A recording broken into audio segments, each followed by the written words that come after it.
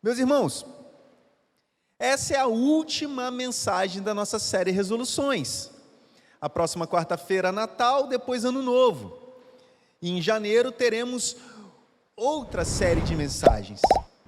Então essa é a última resolução que nós vamos fazer no mês de dezembro. Aliás, não tem mês melhor para que nós façamos algum tipo de resolução.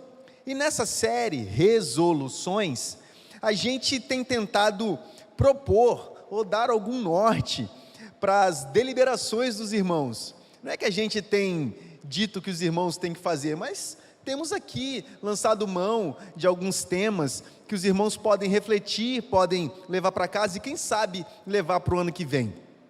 Quem sabe no próximo ano você possa fazer acontecer algo que você teve como resolução a partir aqui do púlpito da Igreja Batista em Araçás. Não sei, quem sabe. O intuito é te ajudar. O intuito é refletir com você o nosso cristianismo. Porque não há resolução melhor do que uma resolução do cristão que pensa no cristianismo, que pensa em Jesus em primeiro lugar. O cristianismo, a fé que professamos. Então a gente tem tentado propor alguns pontos para que a gente possa avançar, ou quem sabe, iniciar algo, não sei, cada um tem sua resolução.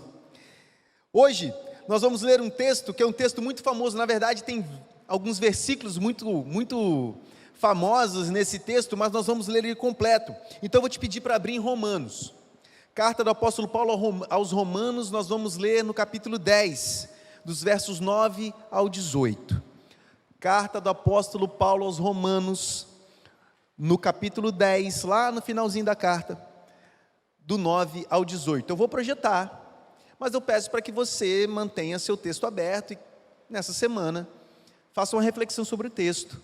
Eu gosto sempre de dizer que a palavra de Deus é inerrante, o pregador tropeça.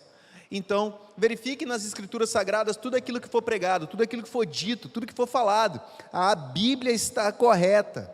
O pregador se esforça para se manter na palavra de Deus. Então, mantenha a Bíblia aberta. É a melhor forma de fugir de heresia, de vento de doutrina, é a palavra de Deus aberta no seu colo, tá bom? Então eu vou projetar, acompanhe comigo a leitura na Nova Versão Internacional. Olha que texto conhecido. Se você confessar com a sua boca que Jesus Cristo é o Senhor e crer em seu coração que Deus o ressuscitou dentre os mortos, será salvo.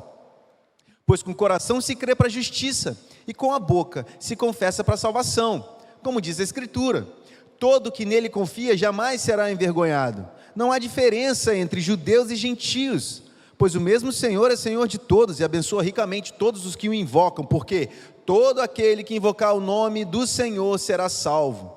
Como, pois, invocarão aquele em quem não creram?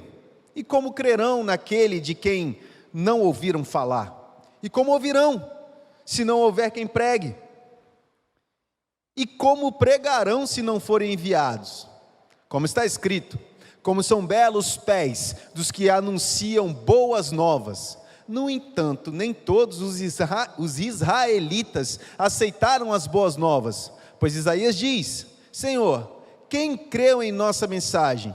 Consequentemente, a fé vem por ouvir a mensagem, e a mensagem é ouvida mediante a palavra de Cristo. Mas eu pergunto, eles não ouviram? Claro que sim. A sua voz ressoou por toda a terra, e as suas palavras até os confins do mundo. Palavra do Senhor, bendito seja Deus por tua palavra. A carta de Paulo aos Romanos é um documento riquíssimo no cristianismo. É uma visão teológica completa. Paulo, ele formulou na carta aos Romanos aquilo que nós entendemos por teologia sistemática. Paulo sistematizou temas importantes aqui nessa carta. Paulo, ele criou um documento completo, um documento importantíssimo para a nossa fé. A carta aos Romanos é o maior escrito paulino que nós temos registro. Na Bíblia, aliás, uma curiosidade, as cartas de Paulo na Bíblia, elas não estão em ordem cronológica, mas em ordem de tamanho, de Romanos a Filemão. Isso é só uma curiosidade, mas ela é o maior escrito paulino que nós temos. Com isso também é o que tem maior quantidade de informação a respeito da fé cristã. Neste documento, Paulo conversa com os judeus nascidos em Roma. Só que ele apresenta para eles duas coisas muito importantes de serem percebidas. A primeira é que ser judeu não faz dele um privilegiado perante Deus. E ser romano não faz dele um privilegiado perante os homens. O judeu, ele pensava que sim, ele era um privilegiado. O romano também entendia que ele era um privilegiado por ser romano. Paulo, ele diz que eles não eram melhores do que ninguém. Nem por serem judeus, nem por serem romanos. Aliás, Paulo nessa carta apresenta alguns argumentos que diz que Deus é quem salva. Não é o Estado romano que te salva, nem você ter nascido judeu que vai te salvar. Paulo diz que não. Deus é quem salva. Deus é o único que pode te salvar. O sangue de Jesus é o único suficiente para salvar. E é da salvação que nós vamos falar hoje.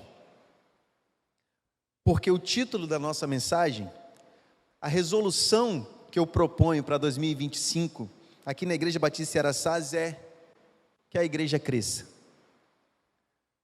Que a igreja cresça entendendo essa proposta paulina para a igreja de Roma, uma igreja que se achava. Então a primeira coisa que a gente precisa entender nesse texto, está nos versos 9 a 12, que a gente precisa confessar somente o nome de Jesus, e está aqui uma boa resolução, porque quando a igreja cresce, meus irmãos, e creio em Deus, que nós cresceremos mais um pouco, a Igreja Batista em Araçás, ela vai avançar, só que quando a igreja cresce, o nosso ego pode crescer também. Nós da liderança, nós pastores, ou algum irmão que está aqui, ou tocando, ou fazendo algo na igreja, e sendo visto por muita gente, talvez o nosso ego também cresça. Talvez a nossa resolução mais importante para 2025 é confessar somente o nome de Jesus. Porque é isso que nós temos que pregar. Nós não vamos pregar, por mais que a Igreja Batista em Araçás seja uma igreja boa de se estar, com pessoas agradáveis de se estar, num ambiente agradável de se estar, uma estrutura que é boa de vir, um final de culto que é muito bom quando acontece, ninguém vai embora correndo, nós ficamos aqui no pátio algum tempo, ainda conversando e rindo alto, as pessoas que passam na rua, veem a nossa alegria, e isso é bênção, nós não temos que perder isso, mas nós temos que olhar para Jesus Cristo e confessar o nome de Jesus, muito mais do que um clube agradável, nós temos que ser uma igreja centrada no Evangelho de Jesus Cristo de Nazaré, e confessar o nome de Jesus é dizer, só Jesus Cristo é o Senhor, mesmo que isso afaste pessoas que gostam do ambiente somente agradável. Tem uma frase que eu já disse aqui algumas vezes, mas o pastor Flávio não lembra. Ele estava aqui e não lembra? Aí todo mundo gostou do que eu fiz. Eu gosto de dizer o seguinte, a frase não é minha, só que eu esqueci quem é o autor. Estrela não brilha onde o sol raia. E se o sol da justiça, que é Jesus, estiver raiando, nenhuma estrela consegue brilhar nesse púlpito, ou nas cadeiras, ou em qualquer outro lugar. Porque o sol brilha mais forte, por mais que o seu talento seja importante, por mais que o seu serviço seja importante, nós sabemos que nós atuaremos para a glória de Deus, e invocando o nome de Jesus. O texto ainda diz que Jesus não é vergonha para ninguém, Nós devemos falar de boca cheia: servimos a Jesus Cristo de Nazaré, o Jesus crucificado, mas ressurreto ao terceiro dia. É uma história que não é uma história de um herói.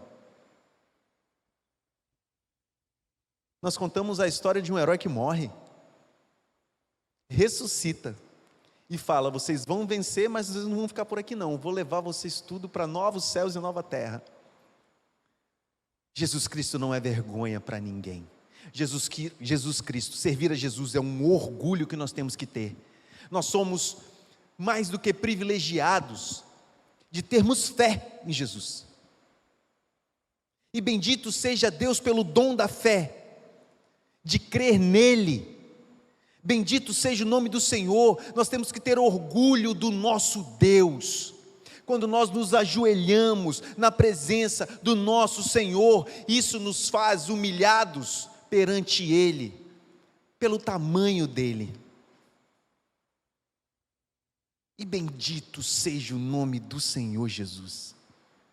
Glórias ao nosso Deus que ressuscitou.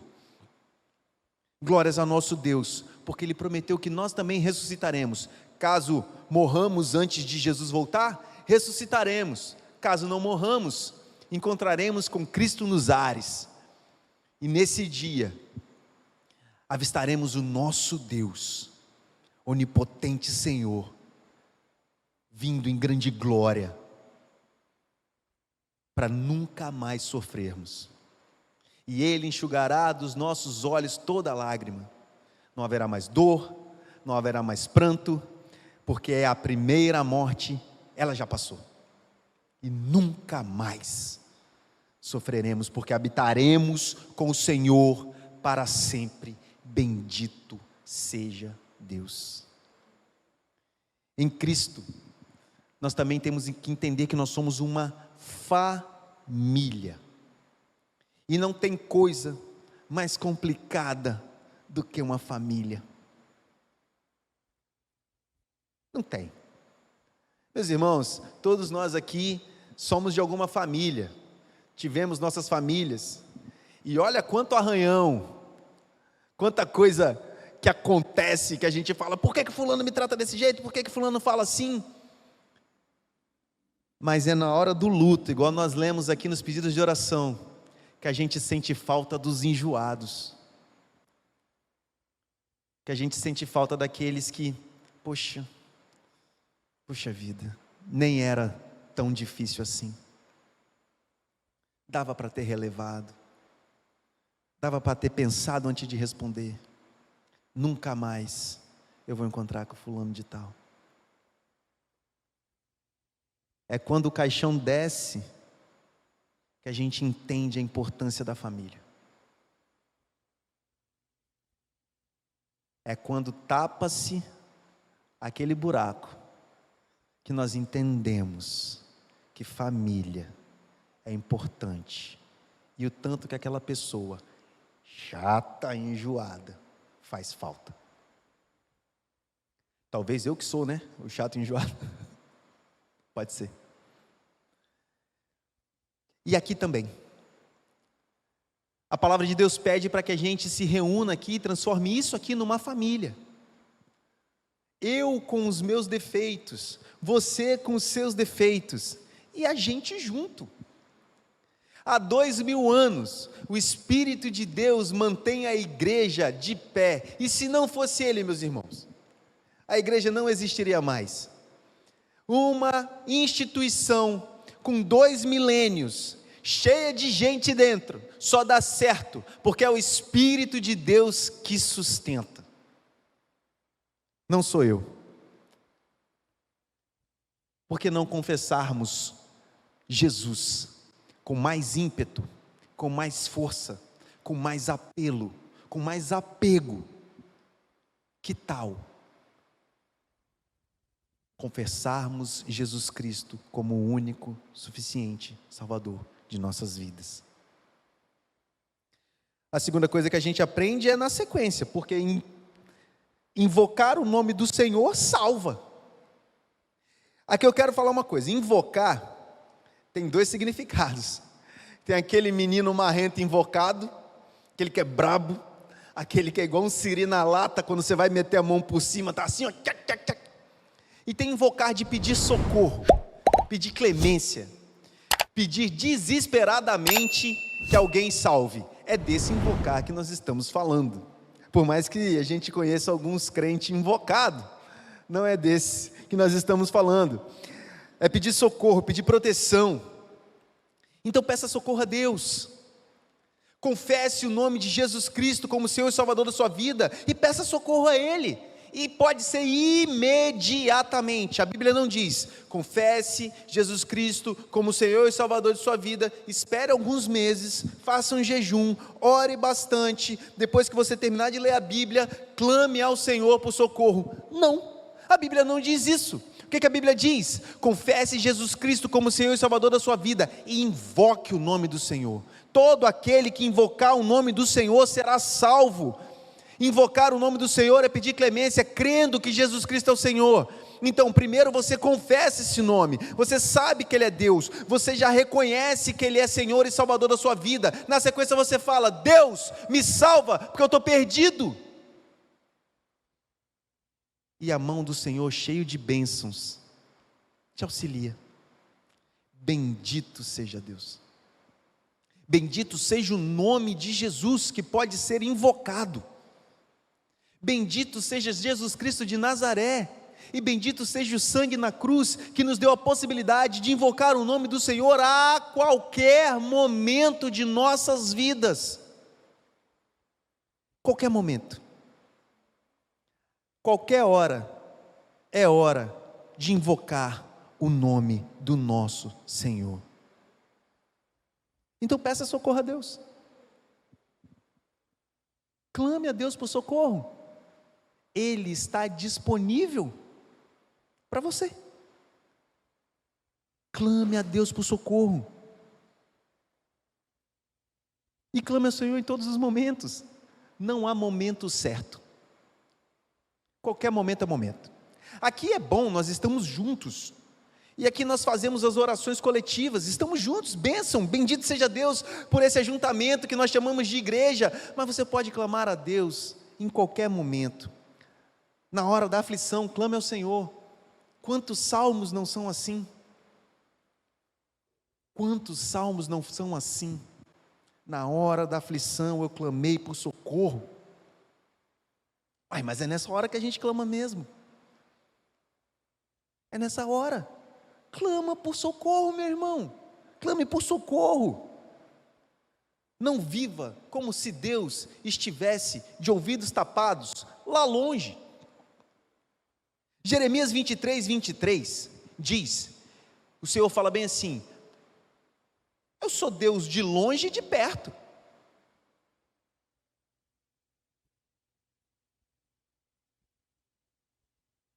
Ou seja, não há distância em que eu não te alcance, meu filho. Eu sou Deus de longe e também de perto. Eu sou onipresente, onipotente, eu sou onisciente. O poder de Deus é inalcançável, o conhecimento de Deus é inalcançável. A presença de Deus é imparável. Clame ao Senhor, Ele nunca está longe dos teus filhos. Ele nunca está longe daqueles que foram alcançados pela graça do nosso Senhor Jesus Cristo. Deus nunca está distante daqueles que foram lavados e remidos pelo sangue de Jesus. Então clame a Deus. Confie que Ele ouve. Ele ouve. Ele ouve a nossa oração. Ele ouve o nosso clamor. Confie que o sangue de Jesus foi derramado por você. Confie que esse sangue te salvou. Confie em Deus. Invoque o nome do nosso Senhor.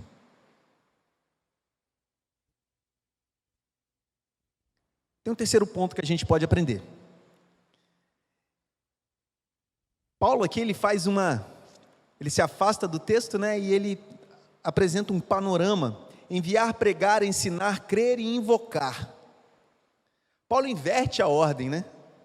Paulo inverte a ordem, ele começa com invocar. Como invocarão em quem não creram? Como crerão se ninguém ensinou? Como ensinarão se ninguém pregou? E como pregarão se ninguém enviou? Paulo faz ele inverte o processo para que a gente tenha uma visão um pouco mais detalhada do problema em que é não pregar o evangelho. Então, essa inversão nos deixa com a visão mais clara desse processo, que se chama evangelismo. A mensagem é enviada por alguém, obviamente, ela vai até alguém por outro alguém, que essa mensagem é ouvida por alguém, obviamente, vai ser crida por alguém, e o nome de Jesus será invocado por uma outra pessoa, por alguém. Então, é uma relação interpessoal. Não é uma relação de um eu sozinho comigo mesmo, não é ilha deserta, mas uma relação onde eu ajo para que alguém possa agir em relação à salvação. Ou seja, eu levo a mensagem do evangelho de forma efetiva e de forma bíblica para alguém, essa pessoa escuta a mensagem do evangelho, o Espírito de Deus convence essa pessoa que ela é uma pecadora, essa pessoa se arrepende e há salvação. A mensagem precisa ser enviada. E como está a sua relação com essa mensagem? Em qual parte desse processo você se encontra? Qual é o nível de intimidade que você tem com esses verbos? Enviar, pregar, ensinar, crer e invocar. Creio que todos nós já invocamos o nome do Senhor. Creio aqui que nós estamos num grupo de pessoas que se converteram a Jesus Cristo de Nazaré. Creio nisso. E bendito seja Deus pela doce salvação. Mas em que parte do processo você se encontra? Em que parte você tem mais habilidade? Você é dos que enviam? Você é daqueles que têm capacidade de enviar? Você é dos que pregam e ensinam? Essa é a sua habilidade? Essa é o dom que Deus te deu? Pregar e ensinar? Porque se ninguém enviar alguém para pregar e ensinar, como crerão e invocarão o nome do Senhor? Esses verbos não conseguem estar separados, eles não conseguem mais estar afastados, esses verbos vão sempre andar juntos no Evangelho. Nós, como Igreja Batista em Araçás, nós temos que entender que esses verbos são verbos que devem fazer parte da nossa vida. Nós devemos enviar a mensagem, para que essa mensagem seja pregada e ensinada, para que muitas pessoas possam crer e invocar o nome do Senhor. Isso não pode estar mais dissociado. Isso tem que fazer parte do nosso cotidiano evangélico. Isso tem que fazer parte do nosso cristianismo. Muito mais do que ser gospel, nós somos então uma agência missionária. E isso é ser cristão. Ser cristão é ser um missionário de fato. É óbvio que nós temos irmãos que têm um chamado missionário e que vão para outros locais e que têm muita facilidade até de abordar pessoas na rua, talvez não seja o seu. Ok. Compreendo. Aceito como verdade, aliás. Mas nós como cristãos, nós não podemos falar que estamos cheios do Espírito Santo e não transbordar do Espírito Santo para outras pessoas. Como que pode nós descobrirmos uma mina de ouro que não cabe em nossos bolsos e não contar para as outras pessoas que estão em condição de miséria, e miséria espiritual que eu estou dizendo? Como que pode nós encontrarmos salvação gratuita e não apresentarmos salvação para o perdido? Como que pode? Esses verbos não podem andar mais separados de nossas vidas. Se você quiser anotar, Romanos capítulo 10, 14 e 15. Esses verbos precisam fazer parte do nosso norte. E que a igreja cresça. Essa é a conclusão, que até é óbvia desse texto, que a igreja cresça, forte, viva, cheia do Espírito Santo, e que as pessoas que passem pela gente, não consigam não perceber o Espírito de Deus em nós, o Espírito de Deus conosco. Lembre-se do que foi dito aqui, a fé vem pelo ouvir, e ouvir a mensagem de Deus, reconhecer Jesus Cristo como Senhor e Salvador da vida, faz parte de ouvir a pregação do Evangelho. Foi Deus quem decidiu assim, nós temos só que obedecer. E eu repito o que eu já disse aqui, Deus não te pediu para convencer ninguém, meu irmão e minha irmã. Deus não fala, vai, convença as pessoas por aí, não, é prega a mensagem, quem convence é Deus. Não se preocupe em convencer ninguém, o Espírito de Deus é o encarregado disso. Só que se você não falar, quem vai ouvir? Se você não disser, quem vai ouvir para invocar o nome do Senhor? Deus nos deu, foi uma mensagem, Deus não nos deu um segredo. Eu não li na Bíblia, guarde esse segredo. Não, eu ouvi na Bíblia, ide por todo mundo, leve esse evangelho a toda criatura. E aqui, todo aquele que invocar o nome do Senhor, será salvo. Deus não nos deu um segredo, Deus nos deu uma mensagem. Faça com que essa mensagem avance mais uma légua, uma quadra, uma esquina, ou um muro. Leve a mensagem. Não se furte a pregar, pregue a palavra de Deus, conte essa mensagem, divulga para o maior número de gente que você conseguir. Jesus Cristo é o Senhor, e Jesus Cristo vai voltar, e aquele que se render a Jesus, nunca mais passará fome, dor, miséria, etc, etc, etc, porque habitaremos com Cristo na eternidade, onde não há dor, nem morte, nem choro. É isso que o texto diz. Diga a todos que têm ouvido para ouvir, que Jesus Cristo é o Senhor, para a glória dele. Amém. Vamos ficar de pé, meus irmãos? Vamos orar a esse Deus, que Ele nos dê não somente ânimo, mas que Ele nos faça corajosos, para que a gente pregue a mensagem do Evangelho, sem medo de falar a verdade. Jesus Cristo é o único Senhor. Curve sua cabeça, vamos orar? Senhor meu Deus, bendito seja o teu nome, Pai, e graça te damos porque pregamos a tua palavra, Pai. Seu texto foi lido, sua mensagem foi pregada, e que nós tenhamos mais ousadia de levar a sua mensagem adiante.